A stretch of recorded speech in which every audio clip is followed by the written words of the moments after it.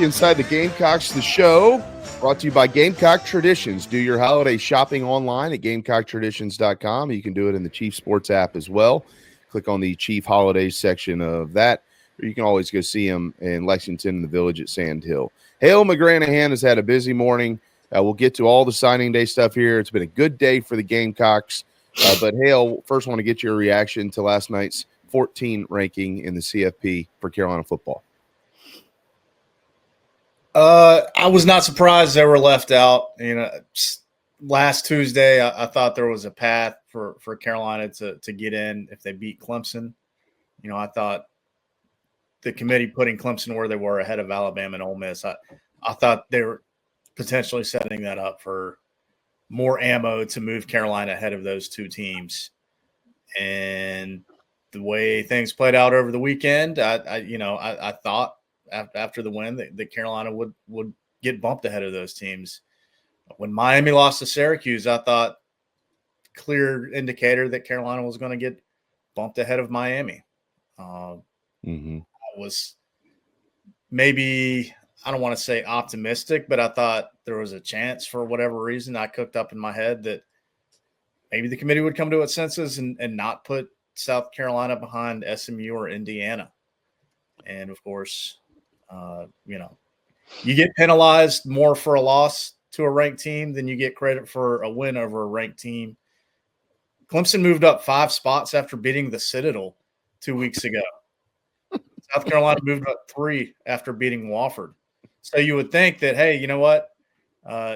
There's probably some more room for some mobility upwards after you beat a ranked team. And South Carolina didn't even get to make up that difference of 5 that Clemson got for beating the Citadel. Carolina moved up 4 spots for beating Wofford and Clemson in back-to-back weeks. I don't want to go on too much of a rant because I was listening to what you said, JB, and of course JC and his enlightening thoughts. I hadn't even considered Tennessee and where they were at with this thing and their lack of me either, dude. But I looked at it at like 4 this morning. And I was like, damn, that should have been, because it's one game and they got to play Mississippi State and Kentucky at home. Yeah.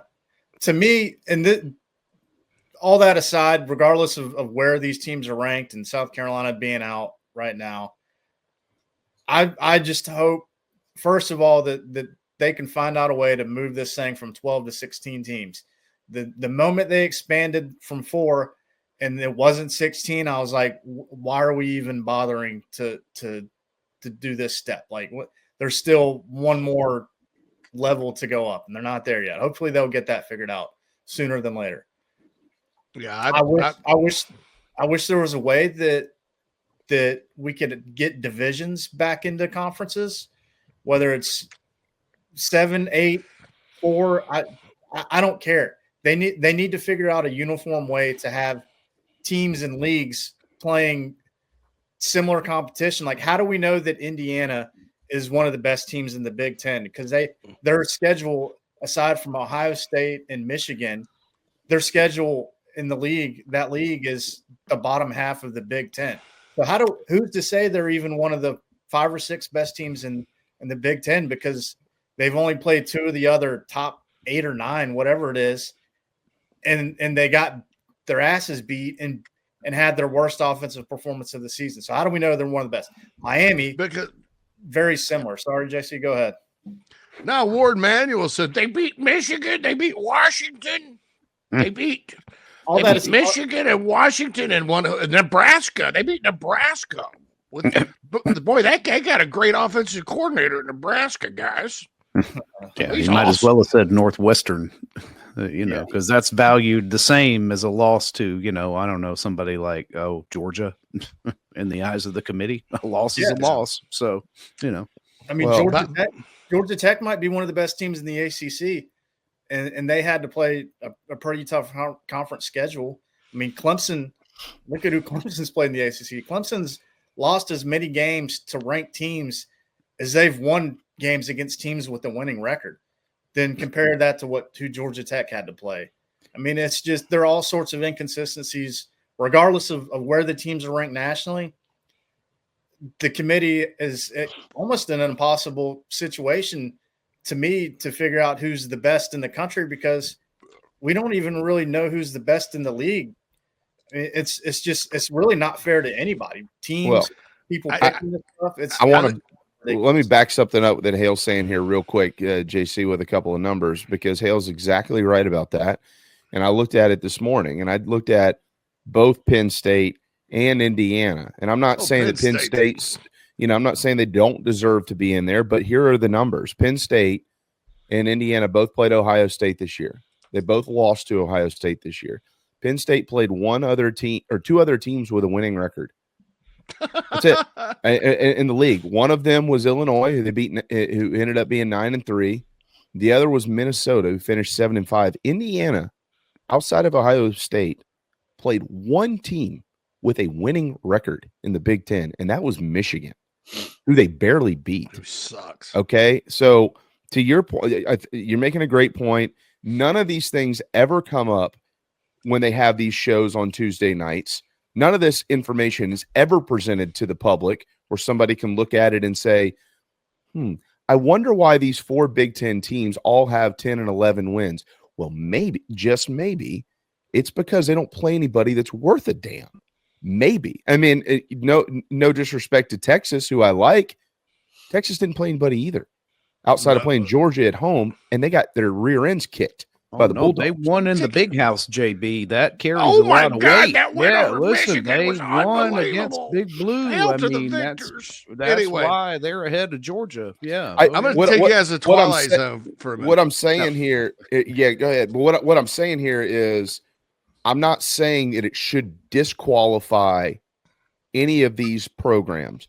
What I am saying is that there needs to be a system of transparency, and I have said this for weeks now. It needs to start in week 3. But this is not 4 teams. We're talking about 12 or 16, and we need to be able to chart all of this stuff throughout the season so they can't hide behind a bunch of bogus crap when they get to November. If you start it in week 3, after you've given teams 12 quarters to play football, you can see the fluctuations. And then what I'm also saying is basically what JC said earlier. There has got to be something else that comes into play here and says, not all records are the same. 11-1 Indiana deserves to be in there, just like 9-3 South Carolina. And here's why. Bam. They do that in high school ranks. They have points, and I'm telling you, you just at the end of the year, you got to look up and say, well, how good was this win, that win, and some wins are going to be worth more than others. You should not get credit for being 10-2 because you beat Mississippi State, and the team that you're kind of getting compared to, lost to Ole Miss when you didn't have to play Ole Miss. I said, so I'm going to go to the Twilight Zone for a minute. Imagine, if you will, you're an Oklahoma Sooners fan. And for a moment, imagine if your offense was actually good this year.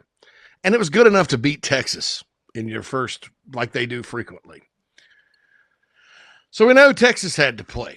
After Oklahoma, we was 6-6. They didn't play anybody. The biggest win was at Vandy until they won at Arkansas at the end, and then did win the A&M game at the end of the year. Neither was what I would call impressive. Here's who Oklahoma had to play. Home schedule. They only got 3 home games. Home schedule. Tennessee, South Carolina, and Alabama. Oh, it gets better. Road schedule for OU. Keep in mind, Texas is in Dallas. LSU, Auburn, Missouri, and Ole Miss. They didn't have to play. There was no Kentucky. There was not even Vanderbilt. There was no Mississippi State. I mean, Texas got to play Kentucky, Mississippi State. Toughest road, name one, Arkansas or Vandy. Toughest road game for Texas.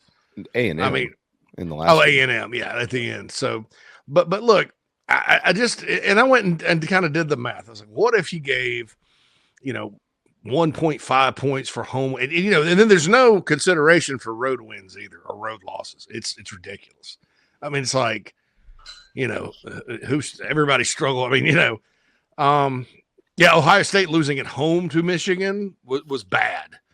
That should have been disqualifying, right? But it wasn't because they're Ohio State. But I mean, so if you're an Oklahoma fan and you're coming into this new league and your border rival just gets a sweetheart deal, and then you don't, and let's say Oklahoma finished 9-3 and Texas sitting there 11-1, they're safely in, and you're out. How would you feel if you had to face this and they had to get to face that? You can't avoid that, I don't think, with the way they're rotating it. I think some years, some teams are going to be good unexpectedly, et cetera, et cetera. There was no way you could tell that South Carolina was going to be a tough game. So what I think you have to do is let the champion go. I mean, I think there's only one way. If you're going to have 1 through 16, there's only one way to do the championship game, standings. But standings aren't rankings. People need to understand that. And then all the other 4 spots, because they need 5 guaranteed spots. Do it by points. And hey, the teams that you're still going to have to win. You're still going to have to win 8, 9, 10 games, but you don't have these Tennessee and Texas situations where what they had to face doesn't even compare with a Georgia or Alabama, South Carolina, or Ole Miss. All right. What do you think? Points? By the way, new AD, I wanted to tell everybody because I reported something different yesterday. Well, I mean, you did leave the door open to this. It's not. Yeah, like you I said there was 2. Yeah, I thought Rick Hart from SMU was the leader in the clubhouse. Well, for what it's worth, I don't think that was bad reporting. No, it wasn't. I checked it with 3 really good sources. Yeah, confirmed it. Had heard it all week. However, I just had the wrong side of the Dallas Metroplex. It looks like South Carolina is going to hire again the TCU athletic director. So they did with Eric Hyman, Jeremiah Dante. Is that how you say his name? Donati. Yeah, I knew it was Italian. I actually repeated that to myself earlier when I was reading his bio. Totally different kind of dude. Those of you that were complaining his heart was a UNC grad, and this guy's California West Coast. He was a lawyer. He was an agent. Got a set of balls on him because he fired Gary Patterson, which may or may not. Maybe you could say it worked out because they did well the next year, but I don't know. I was told the hire would be someone dynamic. I felt the SMU guy fit the bill. What I was told was whenever you have to manage the athletic department, you have no TV money. That's tough. Yeah. But this guy kind of is another type of dynamic. He's raised a freaking ton of money. TCU's got a tradition of winning. So, hey, it looks like it's going to be him per widow. Welcome to the South. Mm-hmm. Well, it's certainly a big post, and there's a lot to get to there. Let's come back to that in just a little bit. We do have Hale here though with National Signing Day. Hale, I know. I'm sorry, Hale. No, you're good. Hale, Carolina today has picked up a couple of dudes who were not on the initial list.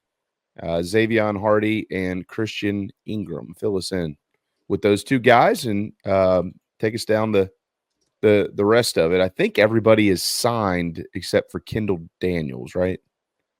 Yeah. And go figure, college football is somehow finding a way to turn into Major League Baseball by making something like National Signing Day what's really important and really dumbing it down by putting it the day after a college football playoff announcement show and 3 days after the regular season ends. So go figure. A lot of this conversation we've been having since I've been on and since you guys started the show, really overlooking an important part of this whole deal. College football is player acquisitions, like, Jimmy's and Joe's, right? And when you're losing 3 defensive tackles who are starters and have been for multiple years, you're going to need to replace them. And South Carolina, like we've talked about for more than a year now on this program, the defensive tackle position was a critical need. They got Zavion Hardy, who's committed in 2023, flipped him from Mississippi State. This kind of really started coming together late last night as far as looking like there were some real legs to it. And South Carolina got it done. They signed him this morning. just picked up Christian Ingram. He announced his commitment, his signing, right around the time the show was starting this morning. Then, of course, Caleb Williams, the commitment had been committed since April 21st from Virginia.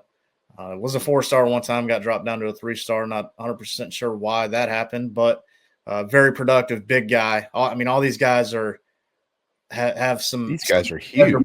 That you're looking for. Yeah, I mean, Hardy's maybe around 280 pounds, but he's a legit 6'5", long-armed.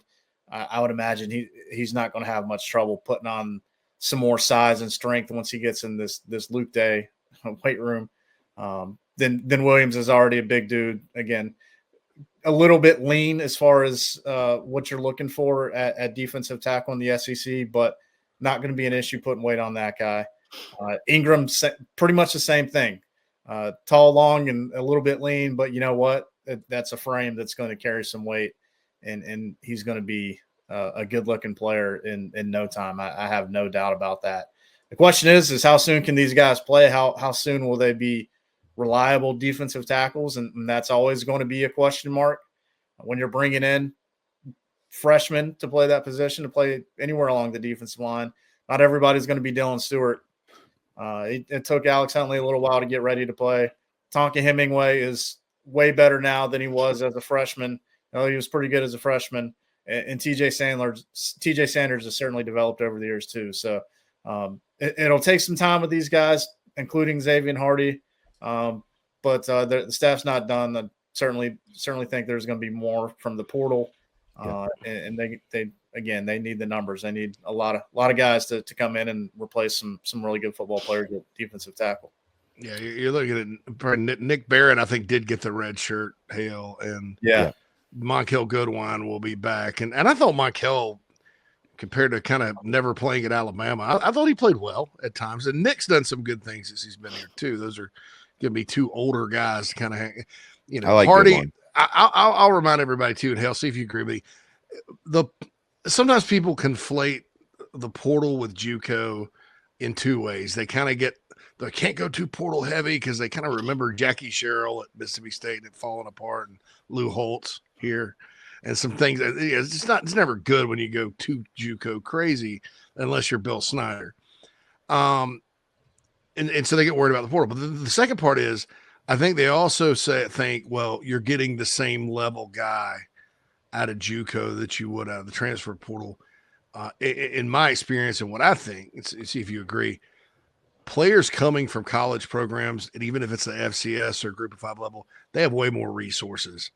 Or nutrition, even if it's not the greatest one, weights, off-season training. Wouldn't you think that would be a fair assessment, that there's just a faster development at regular college as opposed to JUCO?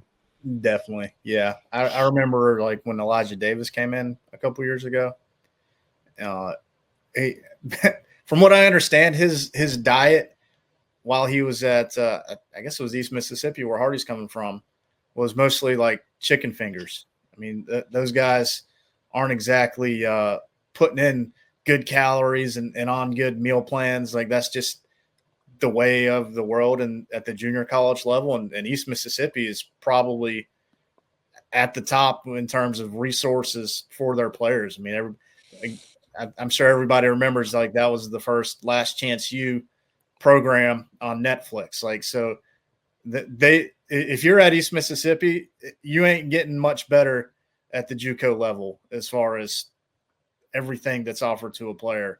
And certainly pales in comparison to the SEC or the Big 10 or ACC, Big 12, or even like the Sun Belt. Like it's just a completely different deal. Much less money to pour into their players. So yeah, it's while you can get some good guys from the JUCO level, obviously. I mean, Elijah Davis still has some work to do to live up to that, but Jabari Ellis turned into a good player, but it took some time. Yeah. I mean, there are probably several examples that I'm not remembering off the top of my head where, they may not come in and be a really good player for you immediately, but they'll probably need some time to develop. And I would imagine that Zavion Hardy is somewhere along those lines. So I would caution people to just keep that in mind. Like, hey, he's not the number one JUCO player in the country, which is great. He could be really good, but it may not necessarily happen like immediately. Yeah. This is not like Cleveland Pinckney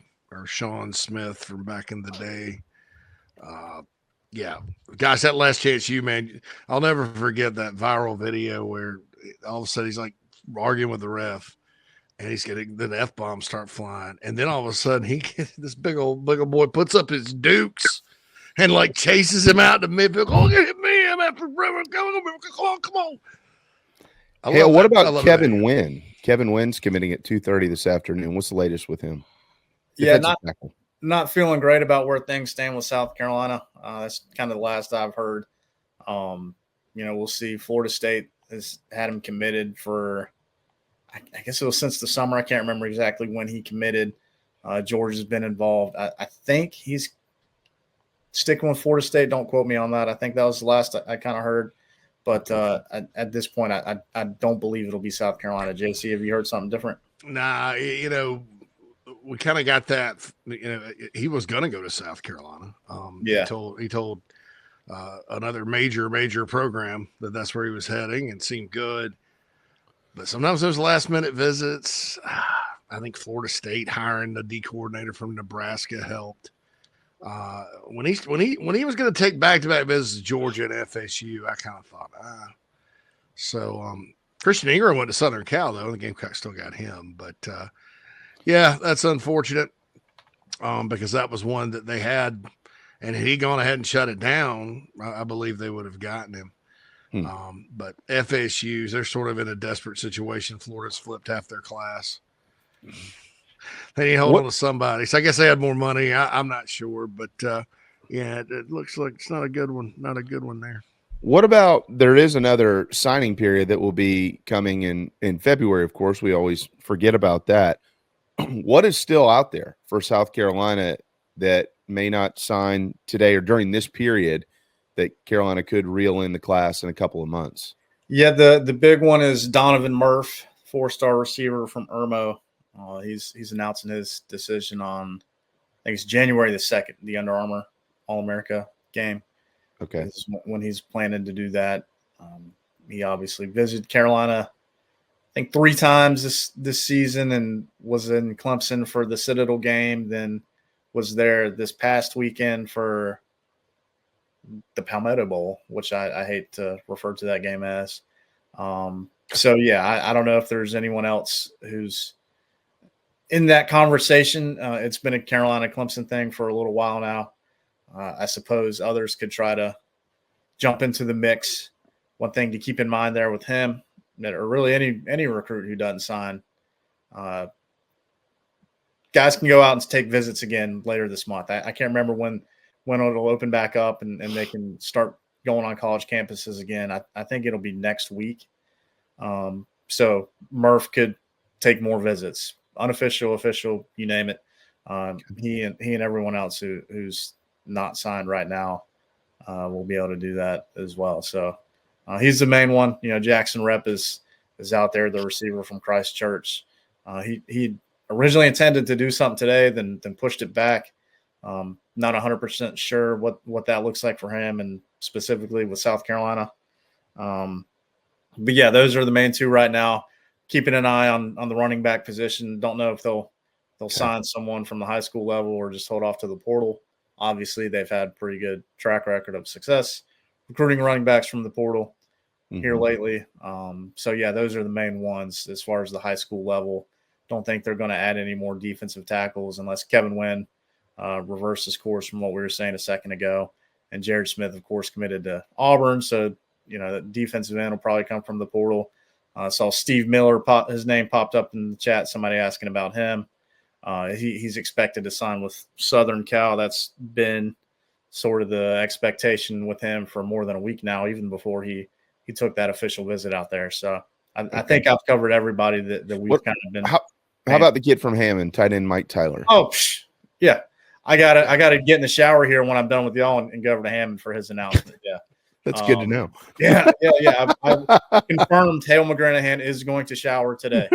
It's dad life, man. Probably won't be before noon, but it will be today. Hey, Okay. give me some What do video of that, dude, if you don't mind. What you mean? You're talking about of the signing If you or don't the mind. shower? What are you talking about, JC? Oh yeah. No, the signing. Go Clarify, that please. didn't sound good, did it, man? No. Hey, that was a little awkward. yeah. What do you Very expect? little. Very. Are you expecting him to sign with South Carolina if you had to make a prediction? JC will mute his microphone and not talk while I'm on here for the rest of this afternoon. Thank you. Yeah, crystal ball's had a crystal ball to South Carolina since Halloween for Mike Tyler. So yeah, I think it's going to be the Gamecocks.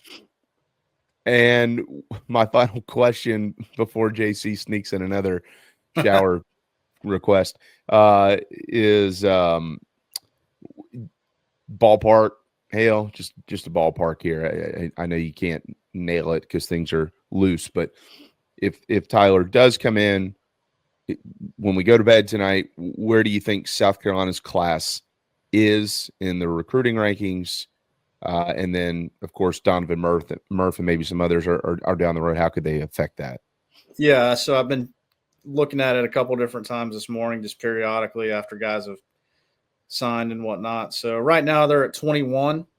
They got up to 20 after Zavion Hardy announced, and they moved down to 21 where they're at right now. Like I said, I could see them getting back up to 20. They get Tyler. I think that's probably even if they get Murph too, I wouldn't be surprised if it's no higher than 20, 19 probably at best. That could change obviously either way, but I think 19 is probably the ceiling the way it's looking right now. And I haven't tried to make any rough calculations going the other direction as far as closer to 25. But I would think it's going to be somewhere in the 20s within the top 25. So, yeah. Depending on how you want to interpret that, pretty good class, especially if everyone remembers to, I don't know, about early April when Jaden Sellers was the only committed 2025 and people were losing their minds. And I'd say this class has come quite a long way since then, and certainly addressed a lot of needs. Defensive tackle, like we said, receiver obviously is a big one where they've gotten a lot of guys. I mean, they're still waiting on one. Wow. So yeah, there's a lot to like about what's going on with this class right now. I think my favorite piece of information regarding this 2025 class for Carolina football is there are currently 10 players from the great state of South Carolina. Mike Tyler would make it 11 because he's playing in Hammond. So, Hale, we got to get out of here. It's the end of the hour, and Garcia is up next. We'll see what he's got to say about the CFP stuff. So it should be, if you're not in the shower yet, maybe you should check in on that. But any parting shots before we let you run? Yeah, I'm excited to see how the guys who signed the defensive end linebacker. There's maybe a little bit of blurring of lines with some of those guys and how they profile as recruits. But I'm real interested, just kind of long term, I guess, to see how that collection of guys takes shape. With Quay Dodd from Eastside High School, shout out to the Eagles. Kobe Sekipra, who's to me is like Brian Thomas Jr. 2.0. So maybe Brian Thomas III. Anthony Addison, who's from Sumter, who's a little thin, but he's young for his class. He's probably, if there's a tougher football player that South Carolina signs today, then he's a tough, you know what, because Anthony Addison is that guy plays hard. And I mean, I already compared Sekipra to Brian Thomas, who plays hard. That's part of my comparison there. But I love the way Addison plays the game. He's not going to check a lot of boxes in terms of 6'5", 240, and if you put him in Jaquavius Dodd's frame, Anthony Addison is maybe the best defensive end recruit in the country right now. He's a good player that just doesn't quite meet all the criteria that is looked for from a height, length, size, all that stuff. Mm-hmm. He's maybe not quite there. He'll grow some more when he gets to college, but man, that guy goes hard. Love watching him play. then they've got some good pieces at linebacker as well, and some of them are bigger guys like Donovan Darden, who might eventually grow into a defensive end. Who knows? So there's some intrigue with that group of like six or seven guys that they got right now at those spots. Anthony Addison, pride of Sumter, South Carolina. Tough dudes come out of Sumter. And For sure. Carolina sounds like Carolina's getting one. Hale, thanks, brother. Great to see you. I know you got a busy day. Don't forget to send that shower video to JC. There will be no such thing, and I will not apologize for that.